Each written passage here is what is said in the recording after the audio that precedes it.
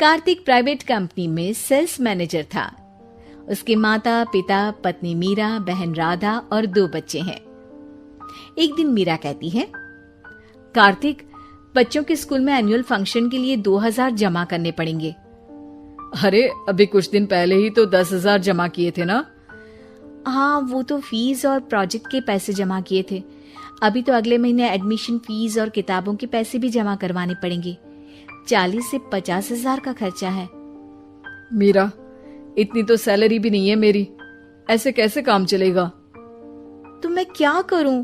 बच्चे को सरकारी स्कूल में डाल दूं? मीरा, तुम जानती हो ना, मैं मुश्किल से 35 से 40 हजार ही कमा पाता हूँ। इस घर के खर्चे दिन ब दिन बढ़ते जा रहे हैं, थोड़ा कंट्रोल करो ना। क्या खाना और कपड़े पहनना भी बंद कर दूं? मैं ऐसा नहीं कह रहा हूँ मीरा। तुम जानती हो राधा का भी पोस्ट ग्रेजुएशन पूरा होने वाला है। घर के खर्चों के साथ उसकी शादी की जिम्मेदारी भी उठानी है। मेरे बच्चों की पढ़ाई से ज्यादा इम्पोर्टेंट राधा की शादी है, तो करो जो मन में आए। मैं बोझ लगती हूँ तो मैं बच्चों के साथ अपने मायके चली जाती हूँ। तुम्हारी सारी मुसीबतें ही खत्म हो जाएगी। मीरा, मुझसे बहस मत करो। सुबह सुबह ऑफिस जाने के टाइम पर ही कलेश करके दिन मत खराब करो।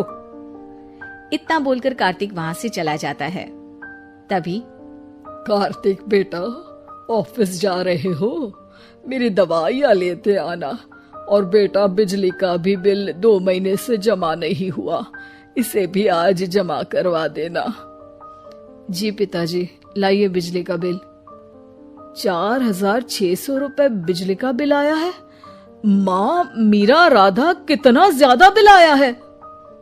भैया, ये 2 महीने का बिल है और मैं तो सिर्फ फोन चार्ज करती हूँ।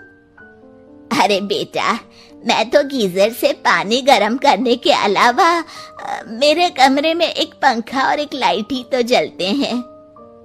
मीरा, तो फिर इतना बिल कैसे आया? हाँ, सारा इल्जाम मेरे पर ही लगा दो ना। भाभी, आप भी तो एसी चलाती हो, उससे भी बिजली का बिल बहुत ज्यादा आता है ना। एसी मेरे मायके से आई है और वो भी अब सबकी आंखों में खटकने लगी है। मीरा, अपना मुंह बंद करो और आज के बाद तुम एसी नहीं चलाओगी। माँ, आप भी अपना पानी धूप में गर्म करके नहाया करो। कार्तिक ये कहकर घर से ऑफिस के लिए निकल गया। घर से कुछ आगे जाते ही उसकी गाड़ी पंचर हो गई। कार्तिक को पंचर बनवाकर ऑफिस पहुंचने में लेट हो गया। बॉस ने कार्तिक को अपनी कैबिन में बुलाया। may I come in, sir? Come in. बहुत लेट हो तुम। सॉरी सर, कुछ प्रॉब्लम्स की वजह से लेट हो गया।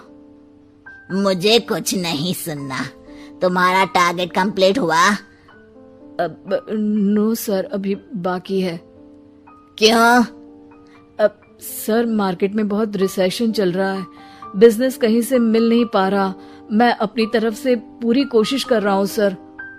मुझे तुम्हारी कोशिश नहीं चाहिए, मुझे बिजनेस चाहिए। अगर तुमसे नहीं हो पा रहा है तो तुम रिजाइन कर सकते हो।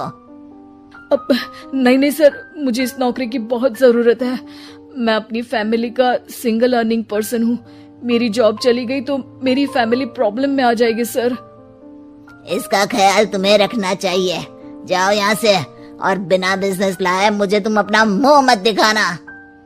कार्तिक बिजनेस की तलाश में इधर से उधर कड़ी धूप में सारा दिन भटकता रहता है और थका हारा जब शाम को घर आया।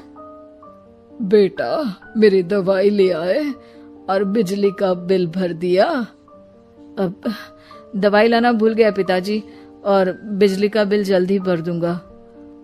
पर बेटा, याद से भर देना, वरना बिजली वाले बिजली काट कर चले जाएंगे। लीजिए पानी। बच्चों के एनुअल फंक्शन के लिए स्कूल में जमा करने वाले पैसे लेकर आए? अभी सैलरी नहीं आई है मेरा, और अकाउंट में ज्यादा पैसे भी नहीं बचे हैं। तो क्या बच्चों को स्कूल भेजना बंद कर दूं? बच्चे अगर इस साल एनुअल फंक्शन नहीं अटेंड करेंगे तो कोई पहाड़ नहीं टूट पड़ेगा। और अब तुम मेरा दिमाग खाना बंद करो। अरे, आप मुझ पर क्यों चिल्ला रहे हैं? कार्तिक गुस्से में घर से बाहर चला जाता है। अब मीरा रोने लगती है।